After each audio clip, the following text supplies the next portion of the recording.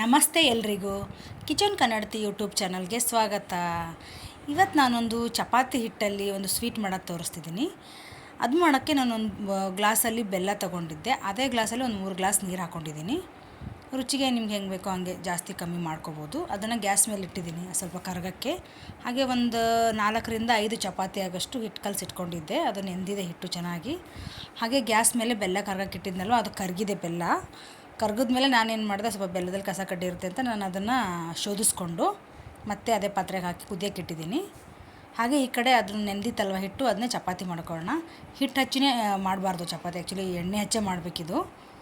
ಮತ್ತು ಎಷ್ಟು ಸಾಧ್ಯ ಆಗುತ್ತೋ ಅಷ್ಟು ತೆಳು ಮಾಡಬೇಕು. ಹಾಗೆ ಎಣ್ಣೆ ಮಧ್ಯೆ ಮಧ್ಯೆ ಹಚ್ತಾ ಇರಬೇಕು, ಯಾಕಂದರೆ ಅದು ಅಂಟ್ಕೊಂಡ್ಬಿಡುತ್ತಲ್ಲ ಅದಕ್ಕೆ. ಹಾಗಾಗಿ ಸ್ವಲ್ಪ ಸ್ವಲ್ಪ ಮಧ್ಯೆ ಮಧ್ಯೆ ಎಣ್ಣೆ ಹಚ್ಚಿ ಅದು ಎಷ್ಟು ಸಾಧ್ಯನೋ ಅಷ್ಟು ತೆಳ್ಳಗೆ ತಿರುಗಿದ್ರೆ ಚೆನ್ನಾಗಿ ಬೇಯುತ್ತೆ. ಇವಾಗ ನಾವು ಬೆಲ್ಲದ ನೀರಲ್ಲಿ ಹಾಕಿದ್ರೆ ಚೆನ್ನಾಗಿ ಬೇಯುತ್ತೆ. ಹಾಗಾಗಿ ನಾನು ಇಷ್ಟು ತೆಳ್ಳಗೆ ಮಾಡ್ಕೊಂಡಿದ್ದೀನಿ.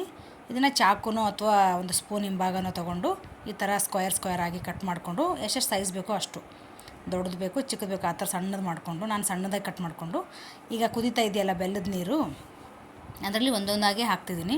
ನೀವು ಒಟ್ಟಿಗೆ ಒಂದು ಪ್ಲೇಟಿಗೆಲ್ಲ ಹಾಕ್ಕೊಂಡು ಹಾಗೂ ಹಾಕ್ಬೋದು. ಬಟ್ ನೀರು ಕುದೀತಾ ಇರಬೇಕು.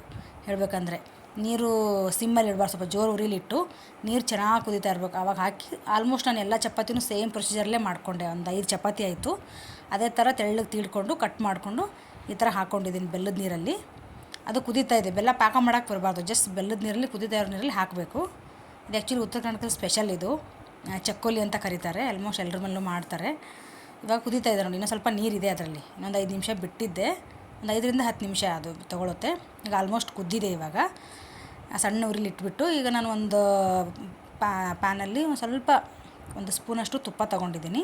ಅದೊಂದು ಚೂರು ಬೆಚ್ಚಗಾದ್ಮೇಲೆ ಬಾದಾಮನ್ನ ಕಟ್ ಮಾಡಿ ಇಟ್ಕೊಂಡಿದ್ದೆ, ಅದು ಹಾಕ್ಕೊಂಡಿದ್ದೀನಿ. ತುಂಬ ಕಾಯಕ್ಕೆ ಬಿಡಬಾರ್ದು, ತುಪ್ಪ ಸೀದೋಗ್ಬಿಡುತ್ತೆ, ಹಾಕಿದ ತಕ್ಷಣ ಸೀದೋಗ್ಬಿಡುತ್ತೆ ಡ್ರೈ ಫ್ರೂಟ್ಸ್. ಹಾಗಾಗಿ ನಾನು ಸ್ವಲ್ಪ ಬೆಚ್ಚಗಲ್ಲೇ ಎರಡೂ ಹಾಕ್ಕೊಂಡು 1 ನಿಮಿಷ ಬಿಟ್ಟೆ.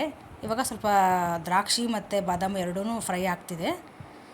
ಇವಾಗ ಅದನ್ನು ನೀವು ಡ್ರೈ ಫ್ರೂಟ್ಸು ಆಪ್ಷನ್, ನೀವು ಹಾಕ್ಕೋಬೋದು ಇಲ್ಲ ಬಿಡ್ಬೋದು, ಬಟ್ ಹಾಕಿದ್ರೆ ಚೆನ್ನಾಗಿರುತ್ತೆ ಅಂತ ನಾನು ಅದನ್ನು ಹಾಕ್ಕೊಂಡೆ.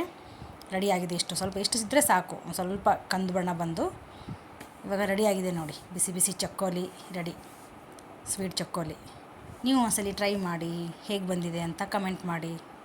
ತುಂಬ ಚೆನ್ನಾಗಿರುತ್ತೆ ಇದು. Thanks for watching.